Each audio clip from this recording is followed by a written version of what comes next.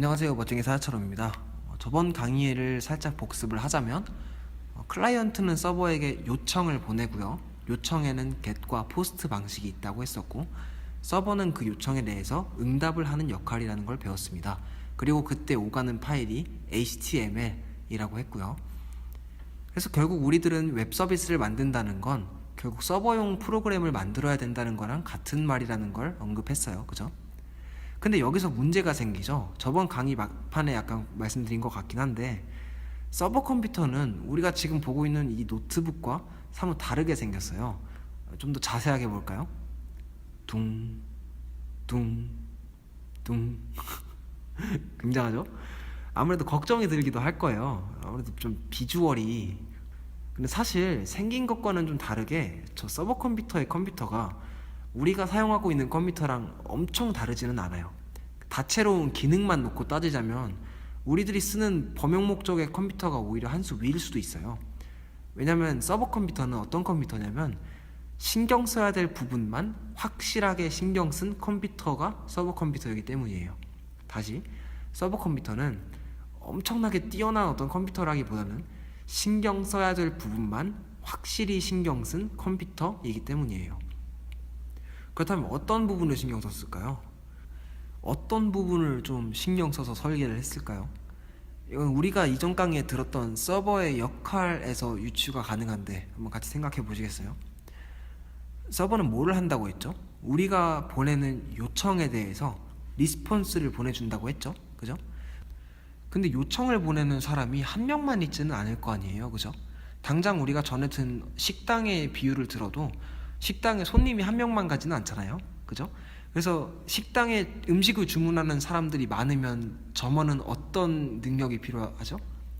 빠른 발과 빠른 손이 필요하겠죠. 그죠?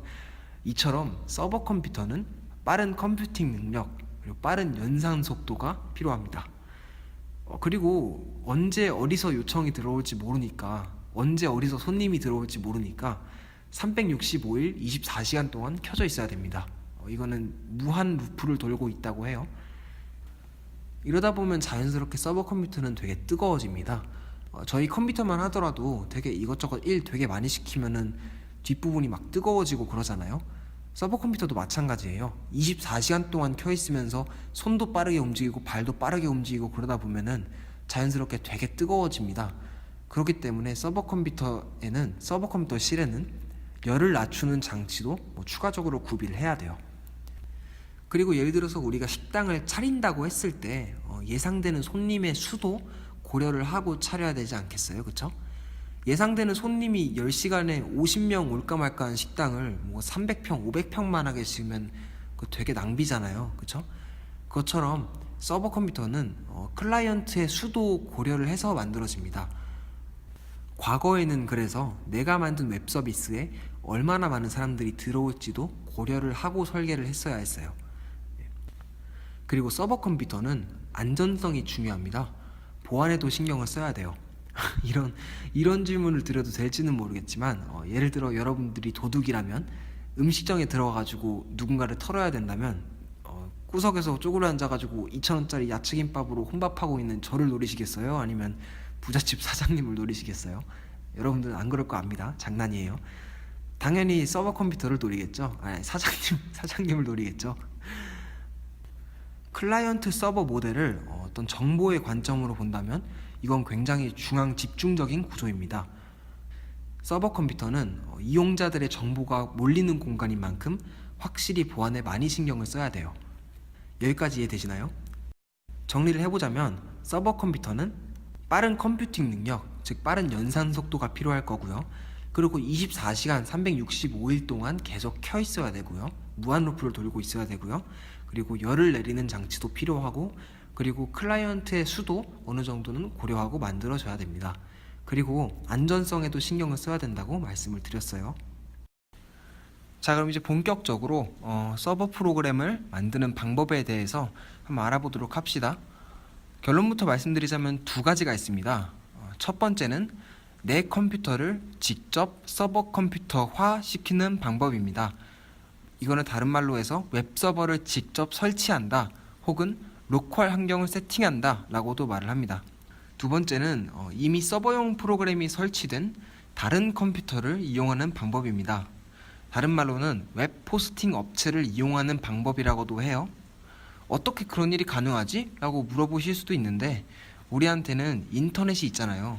그러니까 서버용 컴퓨터를 이따시만큼 쌓아놓은 기업이 혹시 서버용 컴퓨터 필요한 사람 있나요? 있으면 저희가 빌려줄게요. 돈 조금만 내세요. 라고 해서 저희들한테 웹 서버를 온라인상으로 대여를 해주는 겁니다. 첫 번째 방법을 가능하게 하는 프로그램, 즉 내 컴퓨터를 서버 컴퓨터화 시켜주는 웹 서버 소프트웨어에는 아파치 그리고 IIS 등등이 있고요. 두 번째 방법을 가능케 해주는 웹 포스팅 업체에는 AWS C9 그리고 GitHub이 있습니다. 이 두 가지 방법은 뭐가 더 우위에 있냐라는 식의 개념이 아니라 그냥 선택의 문제예요.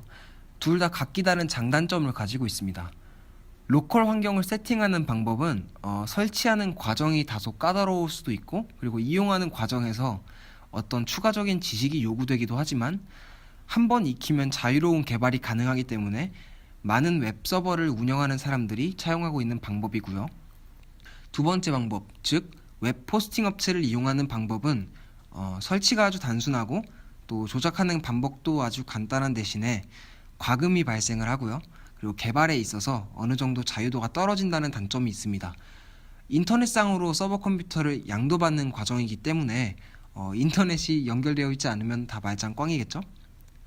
아까 전에 제가 서버 컴퓨터의 속성에 대해서 말씀을 드릴 때 클라이언트의 수를 고려해서 서버 컴퓨터가 만들어져야 한다고 제가 말씀을 드렸죠. 근데 이렇게 웹 포스팅 업체를 이용하면은 클라이언트의 수를 고려해서 서버 컴퓨터를 설계하지 않아도 된다는 장점이 있습니다. 예를 들어서 제가 작은 여행사를 운영한다고 해보죠. 방학 같은 성수기 시즌에는 사람들이 확 많이 몰리지만 그렇지 않은 날에는 사람들이 좀 적게 몰리겠죠. 이때 전통적인 관점에서 보면은 저는 좋든 싫든 간에 성수기 때 사람들이 많이 몰릴 수도 있으니까 일단 무조건 많이 서버 컴퓨터를 구비를 했어야 됐을 거예요. 하지만 이 웹 포스팅 업체를 이용을 하면은 사람들이 많이 몰리는 시즌에는 웹 포스팅 업체한테 저 서버 컴퓨터 많이 필요한데 좀 당분간만 서버 컴퓨터 좀 더 쓸 수 있을까요? 제가 돈 더 드릴게요 라고 부탁하면은 제가 운영할 수 있는 서버 컴퓨터가 착착하고 더 생기는 거고요. 사람들이 좀 덜 몰리는 시즌에는 웹 포스팅 업체에게 저 이제 서버 컴퓨터 이만큼 많이 필요 없는 것 같아요. 이제 이거 안 쓸 테니까 갖고 가세요. 저 돈 이제 안 낼게요 라고 하면은 더 이상 과금이 발생하지 않게 됩니다. 클라이언트 수를 고려하지 않고 웹 서비스를 이용할 수 있게 할 수 있는 기술이다 보니까 저희들 같은 개발자들한테는 정말 고마운 기술이겠죠. 그리고 이 강의에서는 웹 포스팅 업체 중에서 바로 이 GitHub를 이용을 할 겁니다. 왜냐하면 일단 무료이기도 하고요. 이 GitHub는 웹 포스팅을 제공해주는 업체 중에서 사용법이 특별히 더 간편하기도 합니다. 그래서 이용을 하는 거예요. 참고로 말씀드리자면 이 GitHub 같은 경우에는 웹 포스팅을 위해서 존재하는 업체는 아닙니다.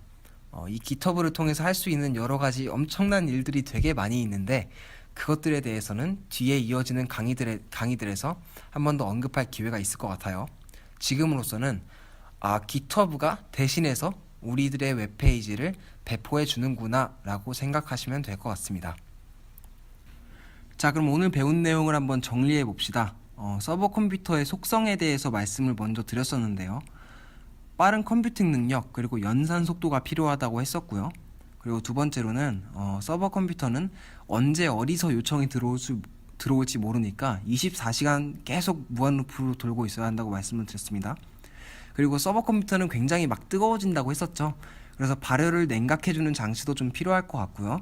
그리고 네 번째로는 예상되는 클라이언트의 수도 고려를 해야 된다고 했습니다. 이건 약간 전통적인 관점에서 서버 컴퓨터의 속성을 말씀드린 거예요. 그리고 마지막으로 보안에 대해서도 신경을 써야 한다고 말씀을 드렸어요. 그리고 웹 서버용 프로그램을 개발하는 어떤 두 가지 큰 방법론에 대해서도 설명을 드렸습니다. 첫 번째로는 내 컴퓨터를 직접 서버 컴퓨터화 시키는 방법에 대해서 말씀을 드렸고요. 그리고 두 번째로는 이미 서버용 프로그램이 깔린 이 세상 어딘가에 있는 서버용 컴퓨터를 인터넷상으로 양도받는 방법에 대해서 말씀을 드렸습니다. 이 두 가지 방법은 뭐가 더 우월하다의 개념이 아니기 때문에 각각 장단점을 가지고 있었고요. 이 강의에서는 웹 포스팅 업체를 이용하는 방법, 그 중에서도 깃허브를 이용하겠다고 말씀을 드렸습니다. 여러분들 어떻게 이해가 잘 되셨나요? 제가 너무 빨리 설명하는 것은 아니죠? 오늘 배우는 이 강의까지는 개발에 대한 이야기보다는 웹서버는 뭐고, 뭐 어떻게 통신하고, 어떤 방법으로 개발을 하고, 뭐 이런 약간 썰을 푸는 강의라고 보시면 될 것 같기 때문에 너무 스트레스는 안 받으셔도 될 것 같습니다. 다음 강의부터 HTML 강의로 넘어갈 건데요. 이 HTML은 웹 프로그래밍에 있어서 가장 중요한 기초가 되는 강의라고도 할 수 있을 만큼 아주 중요합니다. 그러니까 여러분들 이번 시간까지 집중해 주신 거 너무 감사드리고요. 다음 강의에서도 꼭 집중해서 들어주시길 바라겠습니다. 감사합니다.